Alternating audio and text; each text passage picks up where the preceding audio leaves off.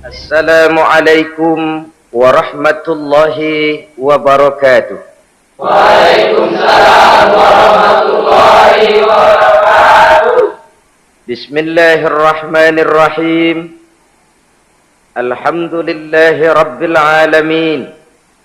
Wassalatu wassalamu ala ashrafil anbiya'i wal mursalin, imamil muttaqin, sayyidil ghurril muhajjalin, sayyidina wa maulana Muhammadin wa ala alihi wa ashabihil mujahidin at-tahirin, amma ba'du. Saudara-saudara kaum muslimin rahimakumullah. Dalam kehidupan ini, pada satu sisi memang kita harus melaksanakan berbagai kegiatan amal ibadah.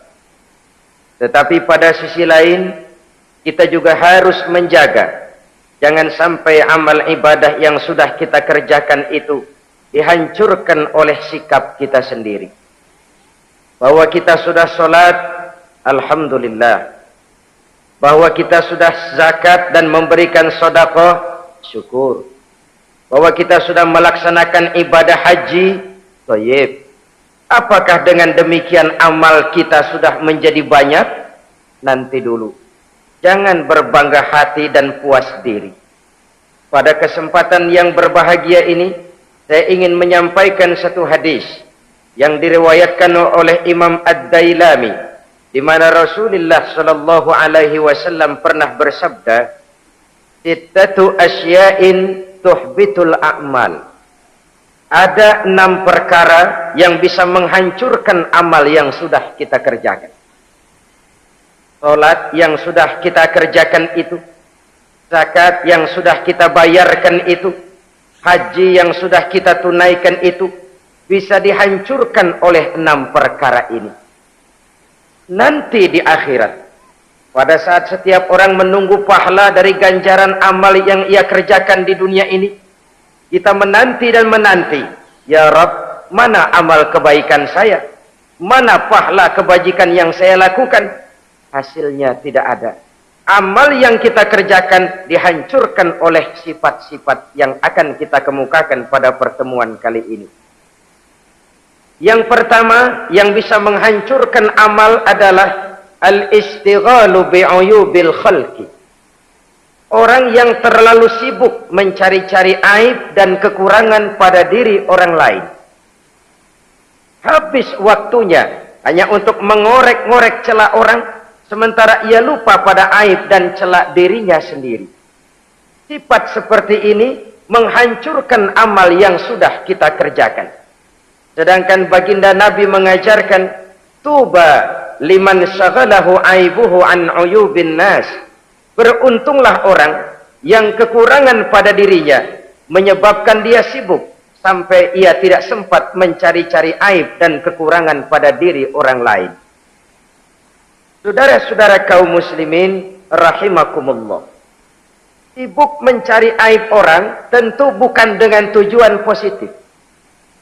Latar belakangnya kadang-kadang karena jealous, karena hasud, kecemburuan sosial. Sore, pagi, siang, malam kita korek-korek kesalahan orang dengan target hancur martabatnya, jatuh kehormatan dirinya, hilang nama baiknya, dilupakan dan terisolir dari tengah-tengah masyarakat. Perbuatan yang demikian sungguh terlalu amat sangat kejam.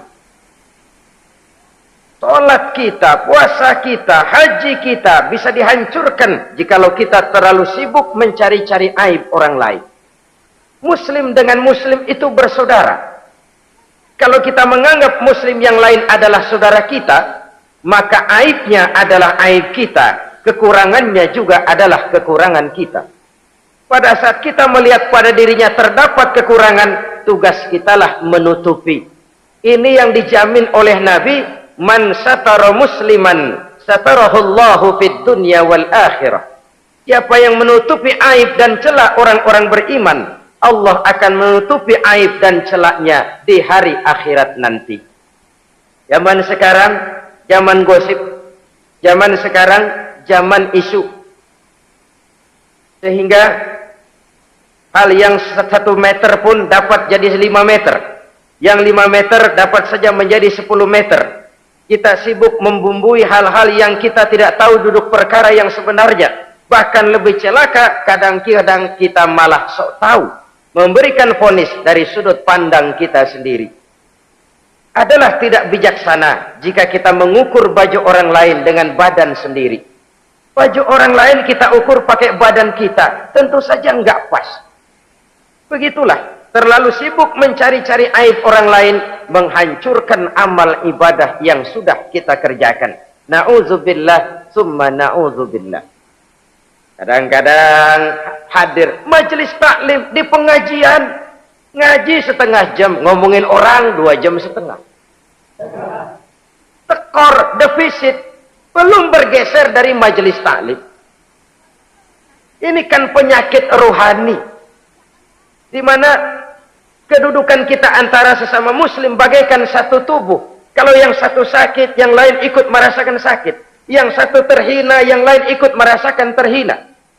Jadi pada saat kita melihat aib orang lain, kita ceritakan di mana-mana, kita bongkar di mana-mana, tentu satu hal yang jelas, kita tidak senang kepada orang itu. Kita tidak senang kepada orang itu. Dan kalau sudah tidak senang, maka fungsi persaudaraan bisa berubah menjadi permusuhan. Oleh sebab itu, kalau ada 2 orang berselisih, boleh kita bohong untuk mendamaikan 2 orang tadi. Misalnya si A sama si B berantem nih, jengkel, marah-marahan. Saudara datang ke rumah si A. A, saya dengar kamu lagi marahan sama B. Iya itu si B, kurang ajar. Bangsat, bajingan, tengik. Pokoknya kalau ketemu, awas. Ah, saya kira sih nggak begitu. Ah, tadi saya ketemu B, dia bilang malah kangen sama sampean. Dia pengen ketemu. Ingat masa lalu zaman sebantal berdua, sebatang rokok berdua. Dia kangen pengen ketemu. Padahal si B nggak ngomong apa-apa sama saya.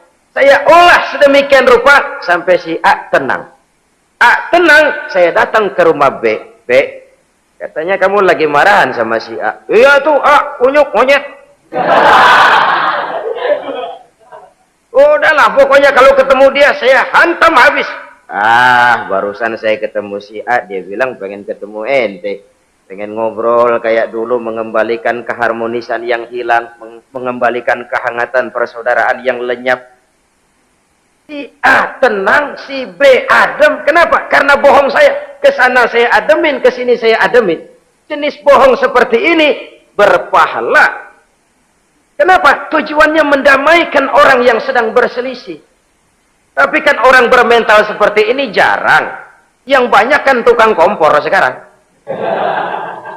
Taruh angetin, sini angetin, murub deh. Datang sama A, lu marahan sama B. Iya, gue kesel banget sama B. Emang? Wow. Diemang-emangin. Oh, udah dah, pokoknya gue mah kalau jadi elo takut sama si B, gue buka celana, gue pakai rok deh. Si A panas. A panas, datang ke rumah B. Komporin lagi. Dua-duanya panas, koslet, terjadi perkelahian. Biang iblisnya tukang kompornya. Sampai untuk mendamaikan 2 orang yang berselisih, diizinkan berdusta. Kenapa? Prinsip Islam itu islah. Mencari jalan damai, bukan mengeruhkan suasana. Inilah realitas di tengah-tengah masyarakat. Enakan ngomporin daripada nyiramin. Enakan manasin daripada mendamaikan 2 orang yang sedang berselisih. Apalagi kalau kita punya kepentingan, main nimbrung aja kayak toge. Kagak ngerti urusan, nyampur aja nyampur. Toge kan begitu, toge ada laksa nimbrung, ada gado-gado ngikut, ada kredok masuk. Kagak ngerti juntrungan masalah, main nyampur aja nyampur. Ini kan tidak objektif namanya. Nah, mental seperti ini, wah, sholatnya khusyuk, zakat bayar, sedekah iya, tapi kalau suka cari-cari aib orang, jembreng kesalahan orang di mana-mana, sholatnya, puasanya, hajinya bisa dihancurkan oleh mental yang seperti ini. Jangan bangga-bangga, sholat saya sudah banyak, puasa saya hebat, mantap, haji saya tiap tahun mondar-mandir ke Mekah. Tapi kalau mental seperti ini masih ada, waspadalah. Amal yang kita kerjakan bisa hancur oleh mental, sikap mental kita sendiri. Ini yang pertama. yang bisa menghancurkan amal, terlalu sibuk mencari-cari aib orang lain. Satu. Yang kedua, saudara-saudara, wa qaswatul qalbi. Orang yang hatinya keras, tidak mempan diberikan nasihat. Baik nasihat yang datang dari luar dirinya, ataupun nasihat yang datang dari dalam dirinya. Hatinya keras. Dikasih muka tembok, kulit badak, kuping kebo. Makhluk apa namanya itu? Wallahu a'lam. Rai gedek. Pantas ya kalau kita lihat sejarah, Islam itu turun di semenanjung Arabia sebagai test case. Masyarakat Arab 14 abad yang lalu dikenal keras, kasar, brutal, primitif dari berbagai aspek kehidupan. Standar kalau di tengah masyarakat yang begitu keras Islam berhasil, masyarakat lain lebih mudah masuk. Rasulullah diutus di Cianjur lalu dakwahnya sukses, saya nggak kagum. Paling-paling datang Nabi ke Cianjur disambut dengan ramah. Enggak, Rasul. Ayo nama kumaha Rasul wae, ayo nama itu. Pasti aman, damai, tidak ada cerita perang. Tapi Masya Allah, turun di tengah satu struktur sosial yang keras, kasar, primitif. Menghadapi orang yang hatinya keras seperti ini, apa prinsip kebijaksanaan yang dilaksanakan oleh Rasul dalam menerapkan syariat Islam? Pertama, at-tadrij fit tasyri'. Dalam melaksanakan syariat, prosesnya melalui tahapan. Contoh, jahiliyah dulu itu paling senang sama mabuk. Geng, pinteler. Oh, jahiliyah itu kalau sudah mabuk nggak cuman minum, mandi pakai arak. Subhanallah, mandi pakai arak. Menghadapi masyarakat yang seperti ini, apa strategi syariat Islam? Mula-mula ayat yang turun,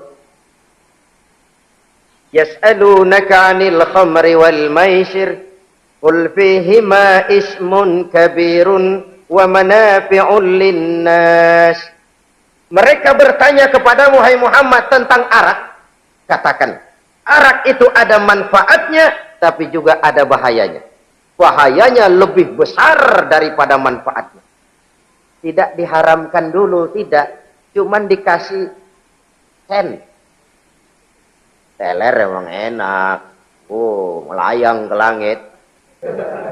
Cuman ada bahayanya. Bahayanya lebih besar daripada manfaatnya. Dikasih gambaran, dikasih sen. Tidak diharamkan mutlak dulu, tidak. Bertahap dikit dulu. Nih. Urusannya begini nih. Ada manfaatnya, tapi ada bahayanya. Bahayanya lebih besar daripada manfaatnya. Jak rasio berpikir. Setelah tahu bahayanya lebih besar, kan dikit-dikit mulain jauh. Mulain ngurangin, jaga jarak. Setelah ada jarak, turun peringatan kedua. La taqrabus salata wa antum sukara. Jangan dekati sholat kalau kamu lagi mabuk. Sholat sehari semalam 5 kali. Berarti 5 kali mereka harus jaga diri. Jangan sampai mabuk. Makin jauh. Setelah jauh sekali, kira-kira tidak goyah, turun vonis. Innamal khamr wal maisir wal ansab wal azlamu rijsun min amali syaitan fajtanibu la'allakum tuflihun.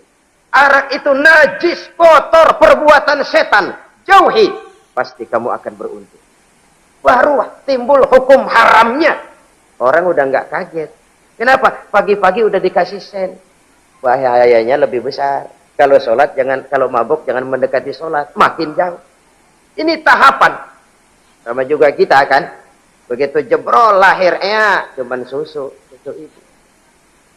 Gedean dikit pisang ambon. Kan gitu. Gedean dikit pisang ulek. Gedean dikit nasi. Udah gede bener jengkol jijelin. Proses. Coba bayi begitu lahir kasih pisang batu, tenggeng. Gak kuat. menerima, belum waktunya. Ini proses yang dilaksanakan oleh strategi syariat Islam untuk mengobati penyakit qaswatul qalbi ini, keras hati. Syariatnya bertahap, tidak drastis. Tidak kalau sudah begitu ya mesti begitu, tidak. Konsep kedua, taklilut takalif, menyedikitkan beban. Coba kita lihat, seluruh konsep agama, kalau kemampuan melaksanakan perintah berkurang, stressing perintahnya ikut turun. Angkat tuh beras 100 kilo. Nggak kuat pak, 30 kilo dulu deh. Ntar balik lagi, lama-lama juga habis. Ini konsep untuk mengobati qaswatul qalbi, bertahap. Semua perintah agama itu begitu. La yukallifullahu nafsan illa wus'aha. Allah tidak memberikan beban kecuali sesuai dengan kemampuan yang dimiliki oleh seseorang. Kalau kemampuan melaksanakan perintah berkurang, stres perintahnya juga ikut menurun. Salat wajib diri. Kalau mampu. Gak bisa pak salat berdiri. Salat dengan berbaring. Kalau mampu berbaring gak bisa pak. Pinggang kurap. Salat pakai isyarat. Kalau mampu pakai isyarat tidak bisa. Dalam hati setiap kemampuan melaksanakan perintah berkurang, stres perintahnya juga menurun. Taklilut takalif ini juga salah satu strategi mengantisipasi kerasnya hati. Nah, konsep yang ketiga dari syariat, al-musawat bainan nas fi takalifil ahkam. Persamaan terhadap manusia di dalam berhadapan dengan hukum Allah. Kadang orang yang hatinya keras itu, logikanya jalan, ngukur suasana. Gimana sih lu? Menggrib kagak mau ke masjid? No, yang Pak Haji masih di perapatan. Yang Pak Haji disebut. Itu kan cenderung orang begitu. Kalau dia nyolong ayam, dia tunjuk orang yang nyolong kambing. Ini apologi namanya. Kenapa lu nyolong ayam? No, yang maling kambing urusin, gedean. Apologi. Lah kapan mau beres kalau begitu? Tidak introspeksi, tidak self correction. Itu apologi. Untuk menutupi kelemahan diri, menunjuk kesalahan orang lain yang lebih besar. Itu kan nggak jantan namanya. Apologi. Tidak ada sifat untuk memperbaiki diri sendiri. Karena kecenderungan ini ada, Islam menutupi itu. Dengan apa? Semua manusia sama dalam berhadapan dengan hukum Allah. Gak ada iri hati dalam hukum Islam ini. Salat wajib. Wajib. Bagi siapa? Yang sudah balik dan mampu. Terhadap semua strata. Jenderal wajib, kopral wajib. Apalagi hansip. Tidak ada fasilitas. Wah kamu jenderal nggak apa-apa dah sembahyang setahun 2 kali. Idul Fitri aja sama Idul Adha. Enggak tuh. Semua manusia sama dalam berhadapan dengan hukum Allah. Itu yang Nabi ingatkan. Orang-orang sebelum kamu dahulu hancur. Umat-umat sebelum ini rusak binasa. Kenapa? Karena mereka kalau orang kecil berbuat salah, hukum cepat-cepat ditegakkan. Tapi kalau yang besar berbuat salah, mereka diam pura-pura tidak tahu. Jadi apa ini? Yang namanya mafia peradilan bukan cuma zaman ayeuna. Sejak zaman sebelum Islam Nabi sudah mengingatkan, mereka dahulu hancur. Kenapa? Kalau orang kecil berbuat salah, hukum buru-buru ditegakkan. Rame-rame dikeroyokin. Giliran yang gede berbuat salah, diam pura-pura enggak tahu. Hukum pakai pandang bulu. Saudara-saudara kaum muslimin rahimakumullah. Oleh karena itu orang yang keras hati itu bisa merusak amalnya sendiri. Enggak mempan nasihat, rai gedek, muka-muka cuek. Baik nasihat yang dari luar maupun nasihat yang dari dalam, enggak mempan. Kan dalam hidup ini ada nasihat dari luar, dari orang lain, bisa dari fenomena kehidupan. Ini juga nasihat. Oh, dia itu kaya tapi pelit. Hatinya begitu ya. Katanya menteleng. Itu kan nasihat. Itu kan nasihat. Oh, dia waktu berkuasa tapi zolim, matinya begitu. Perutnya pancing.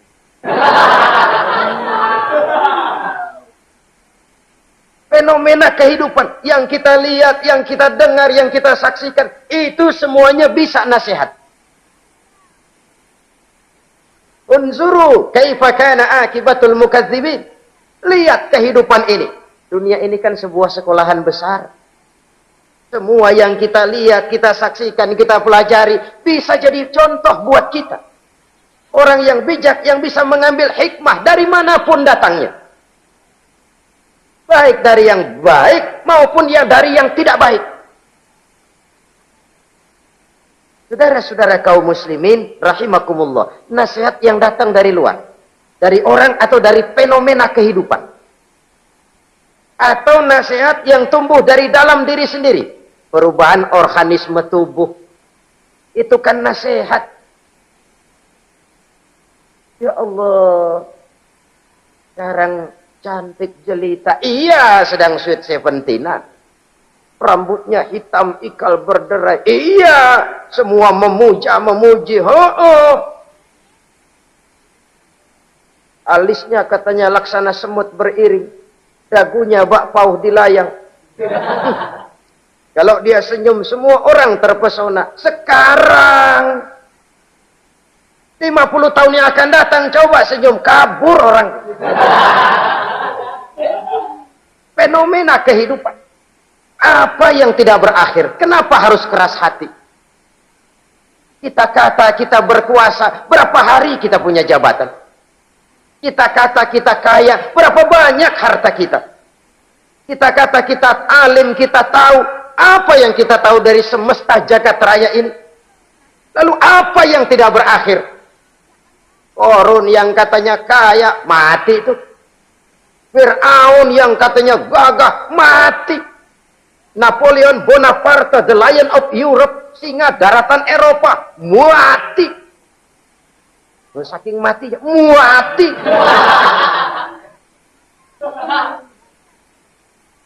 Kenapa harus keras hati? Kenapa tidak melihat perubahan fenomena alam sekitar ini? Apa yang tidak berakhir? Apa yang tidak selesai? Lalu apa yang mau kita sombongkan? Kenapa kita harus keras hati? Sehingga pantas dalam hadis kursi Allah menyatakan al-kibriya'u libasi. Sombong itu pakaianku. Manusia nggak pantas pakai pakaianku, kegedean. Pakaian Allah mau dipakai. Kalau Allah sombong, udah pantas aja udah. Kenapa? Kagak ada Tuhan lain selain dia. Udah pantas dia nyombong. Kita nyombong apaan? Oleh sebab itu, beruntung orang kalau diberikan hati yang lembut, mudah menerima kebenaran, peka terhadap kesulitan orang lain, ringan tangan memberikan pertolongan buat mereka yang memang memerlukan. Dan enggak semua orang dikasih begitu. Enggak semua orang. Nah ini ya, Umar bin Khattab sikapnya keras, tapi hatinya gampang menerima kebenaran. Nah, lain loh orang kayak begini. Keras sikap boleh keras, tapi hati mudah menerima kebenaran. Wah, kalau Umar kerasnya kan luar biasa. Tapi hatinya kok gampang menerima kebenaran. Ini hidayah. Coba lihat waktu berita Rasulullah meninggal dunia. Sampaikan oleh para sahabat, Umar jengkel, cabut pedang. Siapa bilang Muhammad mati, saya tabas batang lehernya. Dia nggak siap menghadapi kenyataan. Emosinya yang jalan, bukan rasionya. Keras. Bilang deh, Muhammad meninggal. Saya tabas batang lehernya. Untung ada Sayyidina Abu Bakar. Beliau tidak bicara langsung, cuma pidato. Ayyuhan nas, man kana ya'budu Muhammadan fa inna Muhammadan qad mata. Wa man kana ya'budu Allah fa inna Allah hayyul la yamut. Hai manusia, siapa yang menyembah Muhammad, Muhammad sudah meninggal. Tapi siapa yang menyembah Allah, Allah maha hidup dan tidak akan pernah mati buat selama-lamanya. Sayyidina Umar tersentak. Subhanallah, saya salah. Bagaimanapun Muhammad hanya seorang manusia. saya cinta dia, saya suka dia, nyawa saya pertaruhkan untuk dia. Tapi dia manusia dan saya tidak menyembah Muhammad. Ia sadar akan kekeliruannya, berlinang air matanya. Keras sikapnya, tapi lembut hatinya. Nah, yang kayak begini, bagus. Ini udah sikap keras, hati keras, yaitu tadi. Buka tembok, kulit buadak, kuping kebo. Diapain aja udah nggak mempan aja udah. Susah yang kayak begini. Saudara-saudara, ma'asyiral muslimin rahimakumullah. Jadi yang kedua yang bisa menghancurkan amal kita, orang yang hatinya keras. Wah. Yang ketiga sekarang, yang bisa menghancurkan amal kita itu wahubbud dunya. Orang yang terlalu cinta kepada dunia. Nih, pakai kalimat terlalu ya. Kalau sekadar cinta kepada dunia, why not? Kita cinta anak dan istri, wajar. Kita cinta harta benda, tentu. Kita cinta sanak famili dan seluruh handai tolan, memang. Kita juga cinta kepada bangsa dan tanah air, itu bagian dari iman, persilahkan. Yang tidak boleh itu kalau sudah pakai kalimat terlalu. Terlalu.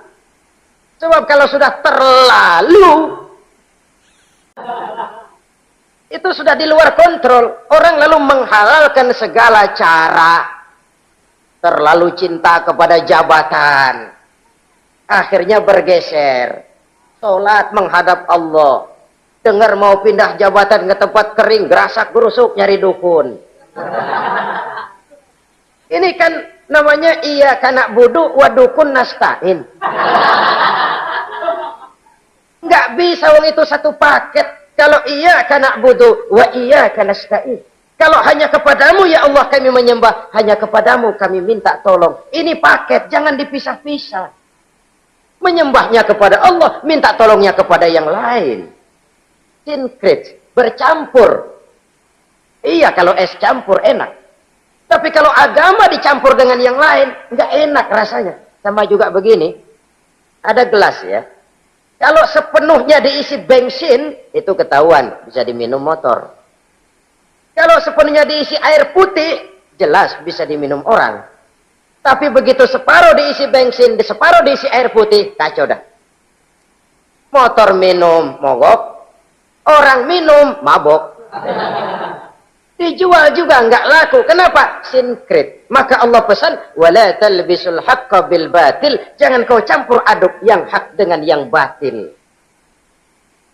Sekianlah jumpa kita kali ini. Insya Allah kita lanjutkan di lain kesempatan. Terima kasih atas segala perhatian. Mohon maaf atas segala kekurangan. Usikum wa nafsi bitaqwallah. Wassalamualaikum warahmatullahi wabarakatuh.